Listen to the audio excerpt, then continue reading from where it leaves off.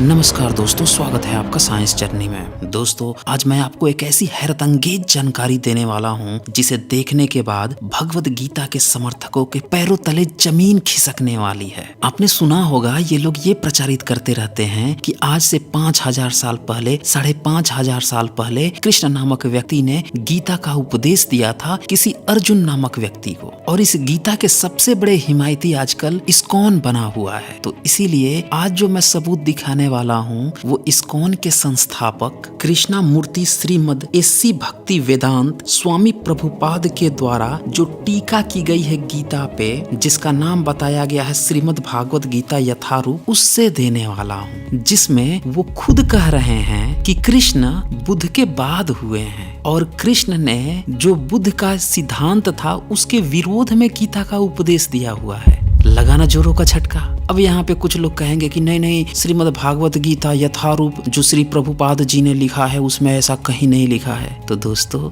जरा ठहरिए, थोड़ा सब्र कीजिए, मैं एक एक सबूत खोल के दिखाने वाला हूँ। साइंस जर्नी चैनल साइंटिफिक सबूत देने के लिए ही जाना जाता है। सबूत देखने के लिए आपको इसी श्रीमद् भागवत गीता यथारूप का दूसरा चैप्टर का 26 श्लोक खोलना होगा। यहाँ पेज नंबर 93 है, चूंकि ये पुराना वर्जन है। नए वर्जन में आप चेक कर लीजिएगा, पेज इधर उधर हो सकता है। तो इस 26 श्लोक का अनुवाद करते हुए श्री श्री प्रभुपाद लिखते हैं, अथ चैनम नित्य जातम नित्य वा मन्य से कृतम तथापि त्वम महाबाहो नैनम सोचित तुम हर्षि। अर्थात किंतु यदि तुम यह सोचते हो कि आत्मा अथवा जीवन का लक्षण सदा जन्म लेता है तथा सदा मरता है, तो भी हे महाबाहु तुम्हारे शोक करने का कोई कारण नहीं है। अब इसका मतलब तो ये हुआ कि यहाँ पे जो कृष्ण है वो अर्जुन से यह कह रहे हैं कि देखो अर्जुन, अगर तुम भी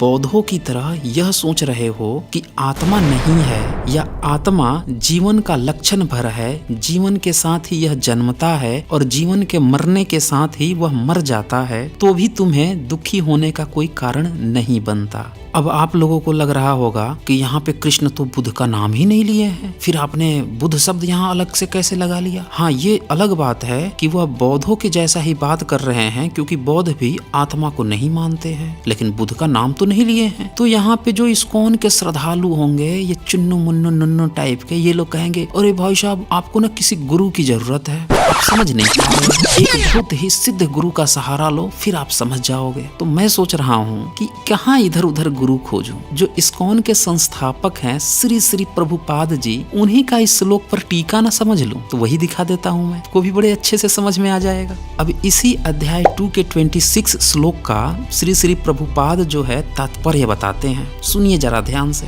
सदा से दार्शनिकों का ऐसा वर्ग चला आ रहा है जो बौद्धों के ही समान यह नहीं मानता कि शरीर के परे भी आत्मा का स्वतंत्र अस्तित्व है।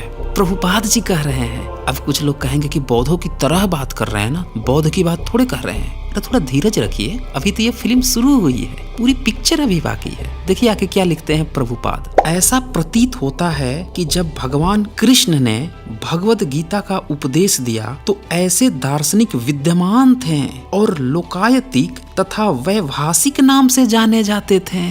लोकायतिक मतलब चरवाहा और वैभाषिक मतलब, अरे बुद्ध दर्शन का नाम है वैभाषिक, नहीं जानते आप? बुद्ध दर्शन को मोटे तौर पे 2 भागों में बांटा गया, हीयान यानी कि थेरवाद और दूसरा था महायान। तो ये जो हीयान था या जो थेरवाद था, इसकी कई शाखाएं थी। इनमें से 2 मुख्य शाखा का नाम था सौतांत्रिक और वैभाषिक, और जो महायान शाखा थी उसकी 2 शाखाएं थी जिनका नाम था योगाचार और माध्यमिक। माध्यमिक को शून्यवाद के भी नाम से जाना जाता है। तो यहाँ पे श्री प्रभुपाद जो है इसी बौद्ध धर्म के वैभाषिक की बात कर रहे हैं कि ये पहले था और कृष्ण इस वैभाषिक बौद्ध मत को जवाब देने के लिए गीता का उपदेश दिए। तो आप समझ जाइए कि वैभाषिक कब था और कृष्ण कब जन्म लिए। अब 5000 साल पहले तो वैभाषिक नहीं था। तो इसका मतलब ये है कि जब वैभाषिक बौद्ध मत बहुत ज्यादा प्रचलित था तो उसके काट के तौर पर कृष्ण को पैदा किया गया। ये मैं नहीं कह रहा,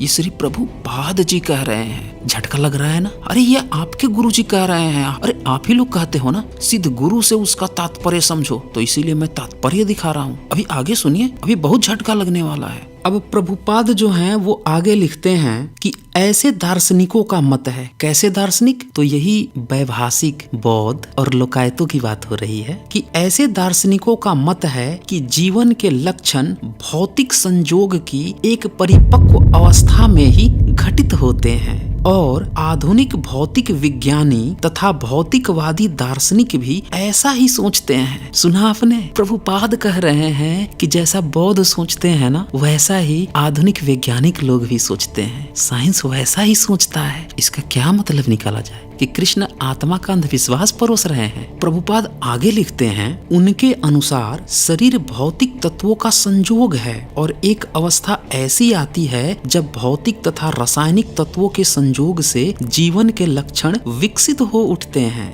आगे प्रभुपाद लिखते हैं, नृतत्व विज्ञान इसी दर्शन पर आधारित है। संप्रति अनेक छद्म धर्म जिनका अमेरिका में प्रचार हो रहा है, इसी दर्शन का पालन करते हैं और साथ ही शून्यवादी अभक्त बौद्धों का अनुसरण करते हैं। भी प्रभुपाद कह रहे हैं कि अमेरिका में प्रचार हो रहा है, शून्यवादी भी तो बौद्ध की ब्रांच है ना। अरे प्रभुपाद बोल रहे हैं ये बात। अब मुझे तरस आ रहा है उन चुन्नू मुन्नू नुन्नुओं पे जो बता रहे थे नास्तिकता का साइंस से क्या लेना देना है। अरे धूर्तो, अरे ढपोर संखो, बरसात के मेढको, नास्तिकता का ही साइंस से लेना देना है। ये तुम्हारे गुरु कह रहे हैं। अपने गुरु श्री श्री प्रभुपाद की इस किताब को तुम पढ़े होते तब तो तुम्हें समझ में आती, लेकिन तुम तो अपनी किताब पढ़ते नहीं, चलते हो गाना गाने। आगे जो है प्रभुपाद लिखते हैं कि यदि अर्जुन को आत्मा के अस्तित्व में विश्वास नहीं था जैसा कि वैभाषिक दर्शन में होता है। देखिए, इनको अपनी बात कहने के लिए बार बार बौद्ध दर्शनों का नाम लेना पड़ रहा है। पता है क्यों? क्योंकि गीता पूरी तरह से ही जो बौद्धों की शाखाएं थी, वैभाषिक, शून्यवाद, सौतांत्रिक, योगाचार, इनके विरोध में लिखी गई थी। और इस पर मैं डिटेल्ड में रैशनल वर्ल्ड पे कई स्ट्रीम कर चुका हूँ। पूरी प्लेलिस्ट भरी पड़ी हुई है। आप इसी चैनल पे साइंस जर्नी पे प्लेलिस्ट चेक कर लीजिएगा भागवत गीता की। उसमें मैंने तमाम सबूत दे रखे हैं कि ये गीता किस तरह से 7th 8th सेंचुरी के बाद आनी शुरू हुई है। लिखी तो उससे भी बाद में गई है। फिर आगे प्रभुपाद लिखते हैं, वैभाषिक दर्शन के अनुसार आत्मा शरीर के क्षय होते ही लुप्त हो जाता है। अतः प्रत्येक दशा में चाहे अर्जुन इस वैदिक मान्यता को स्वीकार करता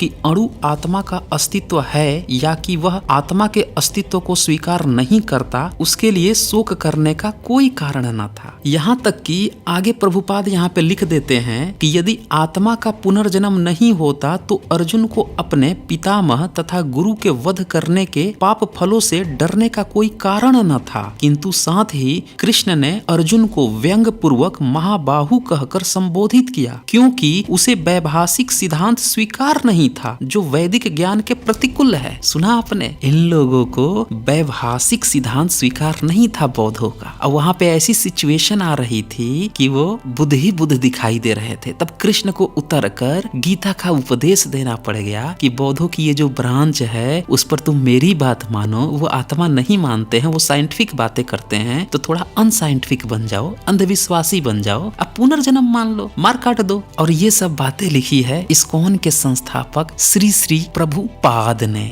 तो आपको समझ में आ गया होगा कि इस्कॉन के संस्थापक को भी ये बात पता है कि जो गीता है जिसमें 700 श्लोक हैं, जो महाभारत के अनुसार 746 होने चाहिए, तो ये श्लोक बुद्ध के बाद उनके ब्रांचेज की काट के तौर पर लिखी गई है, न कि ये 5000 साल पहले की बात है। तो दोस्तों, इस वीडियो को ज्यादा से ज्यादा शेयर करके सच्चाई को सभी तक पहुंचाइए और जल्द ही मिलते हैं एक नए वीडियो के साथ। आज बस इतना ही।